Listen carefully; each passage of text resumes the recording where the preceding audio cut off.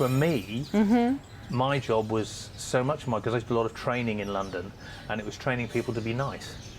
So honestly, it sounds crazy. Mean? Well, training people in an industry, the hospitality industry, to say, can I help you anymore? Can I do this? You're having to tell people, because culturally, a lot of them are not naturally hospitable. Yes. And you probably experience this when you've been overseas. Yeah. The Americans sort of have a nice day, but actually saying, and can I get you anything else? And you were constantly training people to this and how to do it. Yeah. Here, 80% of my training was done. DNA. It's in the DNA, yeah, and Yeah. it makes life so. And you know your client is going to get that feeling from the people, irrespective of what's being delivered. It's just such an easy way to work, and from day one, that was continued to be my experience, and still, 30 years down the line, it still is. You didn't go back. No. Not even to say goodbye. Sadly to my mum, but no, they're still going strong. But I thought it was going to be a few-year contract, but it just never. The opportunity or the reason to return never happened. I did at one stage think I was going to go back, then got offered work elsewhere and went there. So kept me in Kenya. Yeah. I did spend a couple of years out of Kenya in Tanzania. Oh, how was that? I was always looking to come home. Oh, is it? Why? I didn't find it as easy a place, and the people weren't quite the same. Nothing. Oh, no offense, really? How different are we? It's a much more ingratiating people here. There's a lot more. I found it a much happier place to work here than than Tanzania. Possibly it was cultural. Maybe. I don't know whether the regime there gave people a different attitude towards work and interaction. But we used to drive across the border to come on holidays here. Yeah. The kids would start singing as we crossed the border at Hora Hora and through to Lunga Lunga. So. I've always imagined, actually the talk we have is, we in Kenya imagine the Tanzanians are warmer, nicer, kinder. I don't know. So it's good to have someone who's experienced both.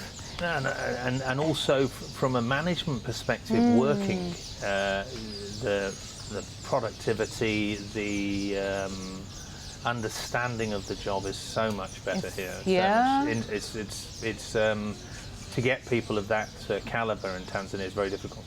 I think that's possibly the level of training, but I think it's also a cultural thing here. It's a cultural thing. Yeah. So let me just take you back a bit. I've missed out on a certain link. So you went to Cardiff, graduated, but you didn't come to Kenya immediately. No. I was when I left university at that time in the UK. One of the main things for people to do hotels-wise was to go to training management programs. And at that time, there was a big drive by a lot of the fast food companies globally to try and attract management students into their businesses. Okay. And I was drawn by the slightly bigger dollar and the opportunity to train up to get what you call a license, which is once you've held a license, liquor license. So I joined one of those outfits called Pizza Hut UK Limited. Oh, and I worked with them for about 4 years. And I got my license, became a manager, then went into implementations, and then was moving towards area management. And when I got the opportunity to come out here, I took the opportunity to come out here and never looked back. So when you came, it was just your friends saying, come and you didn't know where, just didn't know anything. completely wet behind the ears. Risk very green. taker, hey. No, it was lovely. I mean, my girlfriend wasn't that chuffed when I went back and said I might be going to work there. Oh. Didn't have my plans at that stage. Obviously, wouldn't have included her because we were just girlfriend and boyfriend. Yeah. But she happens to be my wife now and the mother of my 3 children. So that's amazing. we're all born here. So she came as well. She came when you settled down. I got here in '88. Started full time in '88. She came in '91. We got married in St John's over the road here in '93. So it's like all the stars were aligned for you too. No, absolutely, it's perfect. That's amazing. So tell me about your family. You brought them up.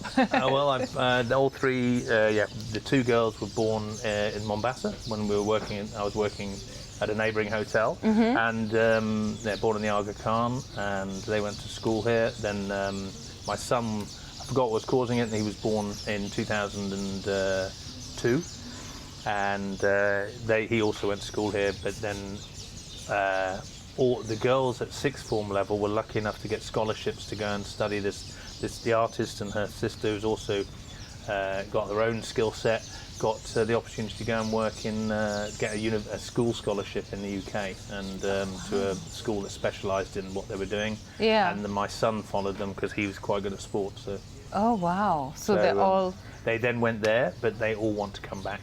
no. They all want that's their they focus on one day, Dad, I'm coming back. You know. They know this. They got a lot is- of friends here. A lot of friends here, and they went to school Poponi. Yeah. Poponi up in Ruiru, Yes. and yeah.